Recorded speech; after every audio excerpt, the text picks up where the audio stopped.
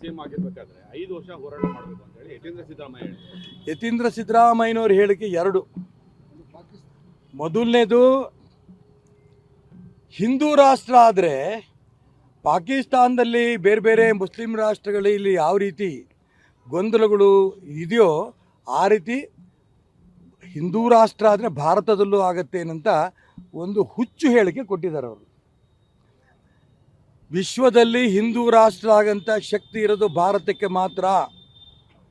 ಭಾರತದ ಪ್ರತಿ ಜನನೂ ಕೂಡ ಇಲ್ಲಿಯ ಪ್ರತಿಯೊಂದು ಶ್ರದ್ಧಾ ಕೇಂದ್ರಗಳಿಗೂ ಕೂಡ ಗೌರವ ಕೊಟ್ಟು ಪೂಜೆ ಪುನಸ್ಕಾರ ಮಾಡ್ತಾ ಇರೋಂಥ ಒಂದು ವಿಶೇಷ.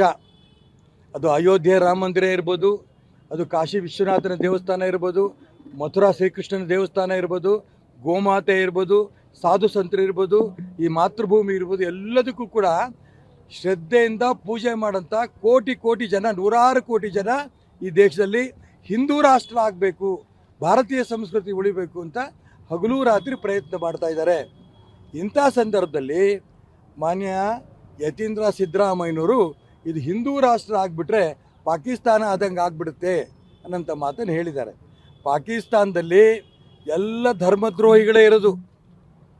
ಎಲ್ಲರೂ ಕೂಡ ಅವ್ರು ಯಾರಿಗೆ ಪೂಜೆ ಮಾಡ್ತಾ ಇದ್ದಾರೆ ಅಲ್ಲನ್ನು ಪೂಜೆ ಮಾಡ್ತಾ ಇರೋಂಥ ಮಸೀದಿಗಳಿಗೆ ಹೋಗಿ ಅಲ್ಲಿ ಗುಂಡೊಟ್ಟು ಹೊಡೆಯೋಂಥ ಧರ್ಮದ್ರೋಹಿಗಳೇ ಪಾಕಿಸ್ತಾನದಲ್ಲಿರೋದು.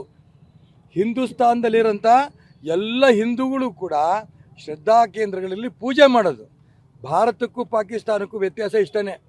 ಹಿಂದೂಸ್ತಾನದಲ್ಲಿ ಎಲ್ಲ ಶ್ರದ್ಧಾ ಕೇಂದ್ರಗಳಿಗೆ ಪೂಜೆ ಮಾಡಿ ಅದರ ಮುಖಾಂತರ ನಮ್ಮ ಜೀವನ ಸಾರ್ಥಕ ಆಯಿತು ಅಂತ ಅಂದ್ಕೊಂಡು ಕೈ ಮುಗಿದು ಪೂಜೆ ಮಾಡ್ತಾರೆ. ಪಾಕಿಸ್ತಾನದಲ್ಲಿ ಭಯೋತ್ಪಾದಕರು ಮುಸಲ್ಮಾನರು ಅಂತ ಯೋಚನೆಯೂ ಮಾಡ್ದೇನೆ ಯಾರು ನಮಾಜ್ಗೆ ಹೋಗ್ತಾರೆ ಅಲ್ಲಿ ಮುಲ್ಲಾಗಳಿದ್ದಾರೆ ಅಂಥವ್ರನ್ನೂ ಕೂಡ ಅವ್ರು ಕೊಲೆ ಮಾಡ್ತಾಯಿದ್ದಾರೆ ಬಾಂಬ್ಗಳ ಮುಖಾಂತರ. ನಾವು ಸಾಧು ಸಂತರನ್ನು ಪೂಜೆ ಮಾಡಿದ್ರೆ ಅವ್ರ ಮುಲ್ಲಾಗಳನ್ನೂ ಕೂಡ ಶೂಟ್ ಮಾಡ್ತಾರೆ. ಇದು ಪಾಕಿಸ್ತಾನಕ್ಕೂ ಹಿಂದೂಸ್ತಾನಕ್ಕೂ ಧರ್ಮದ ಬಗ್ಗೆ ಇರೋ ವ್ಯತ್ಯಾಸ. ಈ ವ್ಯತ್ಯಾಸ ಯತೀಂದ್ರ ಸಿದ್ದರಾಮಯ್ಯನವ್ರಿಗೆ ಗೊತ್ತಿಲ್ಲ. ಅವ್ರ ಹಿಂದೂ ಧರ್ಮವೂ ಗೊತ್ತಿಲ್ಲ. ಅವ್ರ ಹಿಂದೂ ಧರ್ಮದಲ್ಲಿ ಹಿಂದೂ ದೇಶದಲ್ಲಿ ಎಷ್ಟರ ಮಟ್ಟಿಗೆ ಆ ಒಂದು ಭಯೋತ್ಪಾದಕರವನ್ನು ತುಳಿಬೇಕು ಅನ್ನಂತ ನೂರಾರು ಕೋಟಿ ಜನ ಅಪೇಕ್ಷೆ ಪಡ್ತಿದ್ದಾರೆ. ಅದು ಕೂಡ ಯತೀಂದ್ರ ಅವ್ರಿಗೆ ಗೊತ್ತಿಲ್ಲ.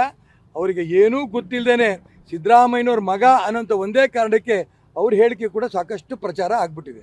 ಒಂದು ಕಡೆ ಸಿದ್ದರಾಮಯ್ಯ, ಇನ್ನೊಂದು ಕಡೆ ಯತೀಂದ್ರ ಸಿದ್ದರಾಮಯ್ಯ. ಸುಮ್ಮನೆ ಇವರಿಬ್ಬರು ಕೂಡ ಮುಸಲ್ಮಾನರಾಗ್ಬಿಡ್ಲಿ.